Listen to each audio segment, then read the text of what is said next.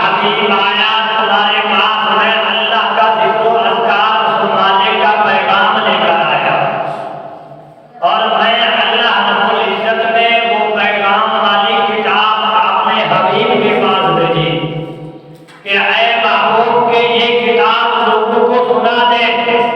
اس کتاب کے اندر جو اللہ رب العزت نے ذکر کیا ہے، جو اس کے اوپر عمل کرے گا وہ کامیاب ہو جائے گا۔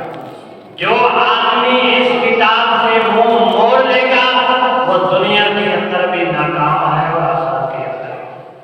کیوں؟ یہ کتاب جو ہے اللہ رب العزت کے ساتھ بھی تعلق جوڑتی ہے، یہ کتاب پیارے حبیب کے ساتھ بھی تعلق جوڑتی ہے، یہ کتاب اولیاء کرام کے ساتھ بھی تعلق جوڑتی ہے۔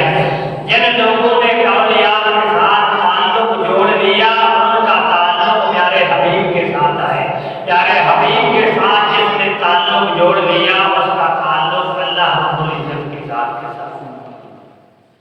تو اللہ رب